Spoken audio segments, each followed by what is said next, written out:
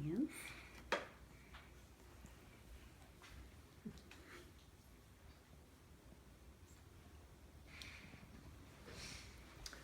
Could you imagine living on $1 a day and not having clean water to be able to drink or shower with?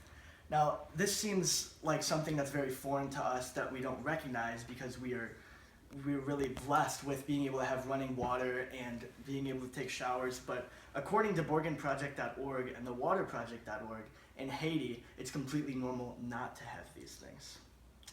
Poverty is a huge problem all over the world, and according to UNICEF, 22,000 children die every day due to poverty.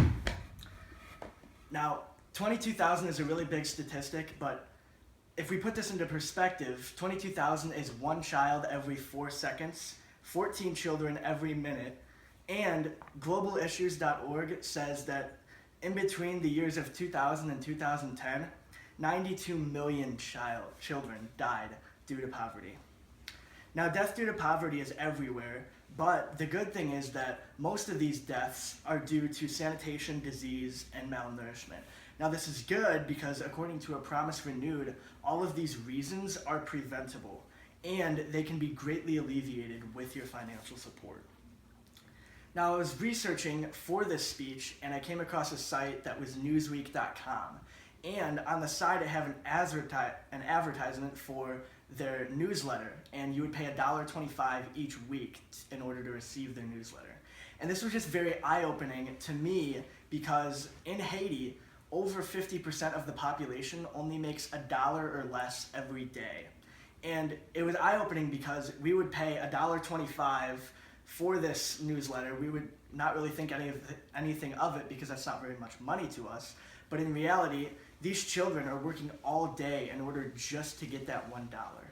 And put another way, if we think about just buying a cup of coffee, that's about $2 to $3 normally, and they're working 2 or 3 days in Haiti in order to just get this coffee. And this was just stunning to me, and it was very eye-opening.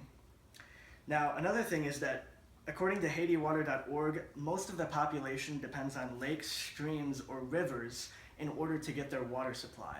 And this is part of the reason that many illnesses and sicknesses are coming up because these children are drinking this dirty water, and this is part of the reason they're getting ill. But the good thing is that, like I said before, this can be prevented. Now, it's plain to see that the people of Haiti are suffering very brutal conditions, and there are so many deaths happening, but most of which are preventable. And although it's heartbreaking to see some of these facts and statistics, the good news is that we can help. And by supporting New Life Children's Home, you would save countless lives of children who wouldn't make it otherwise. And just think about the countless lives that you could save of these children that wouldn't have a future otherwise, and the many things that they wouldn't be able to do without your support. Now, New Life Children's Home has brought in hundreds of children who were severely malnourished or dying from different diseases. But according to newlifeforkids.com, this isn't the only thing they're doing.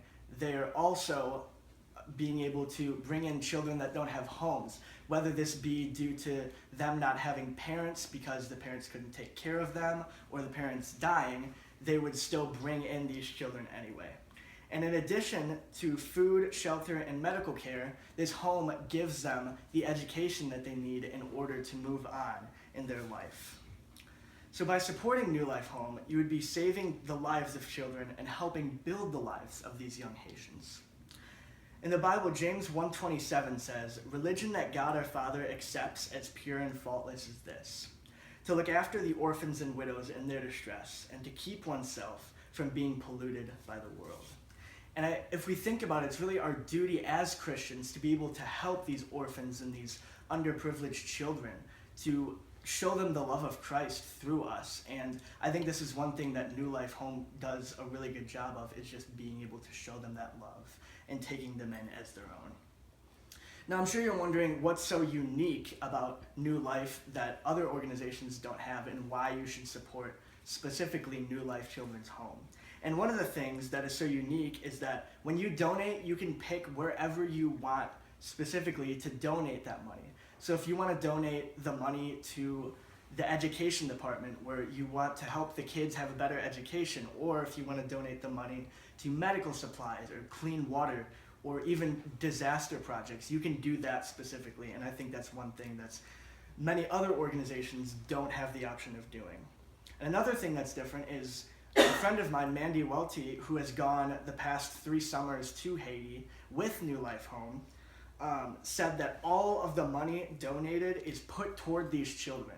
So the money can't be used anything else but for specifically these children, whether that be building more homes for the children or getting food for the children, which is also very unique because many other organizations can only get about half the money to go toward that. And another reason is that they're still expanding. They're getting bigger and bigger, and what's cool about that is in the future they're going to be able to take in more and more children and support more lives than ever. And so these are just some of the many reasons why New Life is superior to these other organizations. So in conclusion, donating to New Life Home is sure to make a huge difference in so many different lives of children in Haiti. It will give the children the food, water, shelter, and meds they need in order to build a future that they might not have otherwise. Donating money is great, but when you know that the money will be used to save the lives of many children, the satisfaction is great, but your reward will be even greater.